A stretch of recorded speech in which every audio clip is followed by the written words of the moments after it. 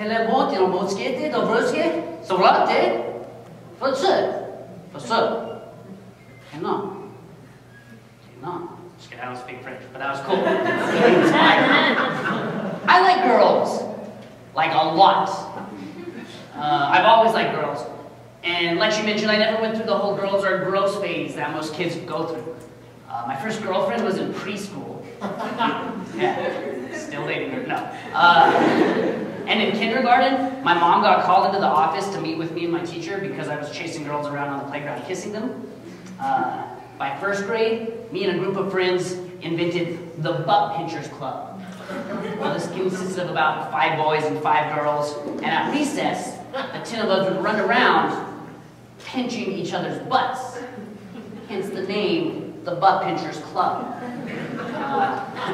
By second grade, I realized I was using so much time and energy trying to woo the opposite sex that I should be getting school credit for it. So I started incorporating it into my schoolwork as much as I could. We had the option of entering either the science fair or the invention convention. And I loved making things. I loved creating things. So I entered the invention convention, and that's where I created the girl catcher. With my bare hands, I connected a metal hook to a rope.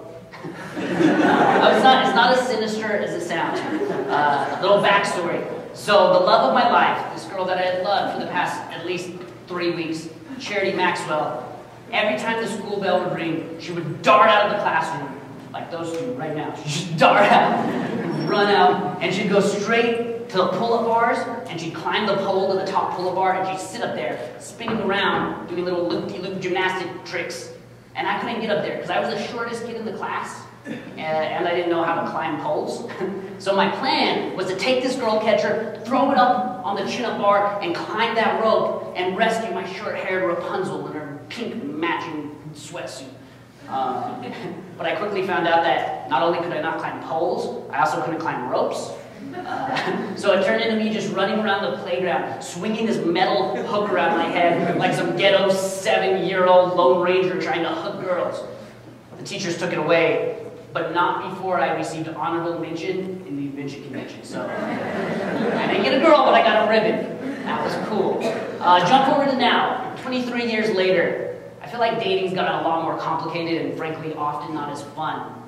Now if I chase girls around with a metal hook, I get arrested. Rightfully so, probably. And I feel like even a few decades ago, adults had it a lot easier when it came to finding love and romance. Like, back then, you could just, a boy would see a girl he likes, and he would go and ask her to go get a malt with him. They'd go get a malt, and then they'd go to the sock hop, and they'd dance all night, and they'd both get really horny, but they couldn't have sex because they weren't married. So 2 or 3 weeks later, they'd get married, have some babies, start a family, and then die. And that was everything. That was every step from puberty to death. Like, now we have more steps than that just to meet our potential suitor face to face. Like, now the common way is to get on something like Tinder and take 100 selfies and choose your best 6 that really personify your best qualities and upload those 6 to the app and then go through and swipe left and right depending on how much you like the people. And if you swipe right, that means you like them. And if they swipe right on you, that means they like you. That's a big thing, because now you both have the option of communicating to each other.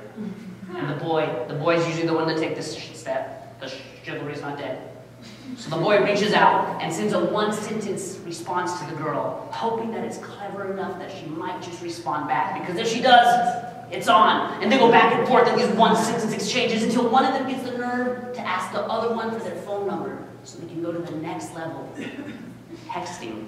And everything from Tinder just goes over to text, and they start texting things. And if they both send the right things and the right winky face emojis at the right time, then eventually they get to meet up in real life on a real life date, where chances are they will both realize that they don't like each other. Both go home alone and start swiping left and right again until they die. That's where we're at. And I don't think these dating apps and technology are all a bad thing. They've done some really cool things for today's society and for this generation. We should embrace those.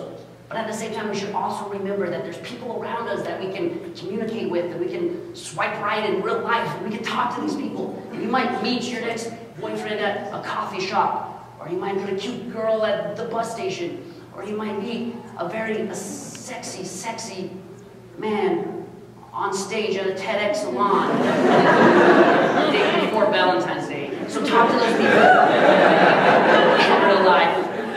I'm on Facebook.com/Rusta. Thank you.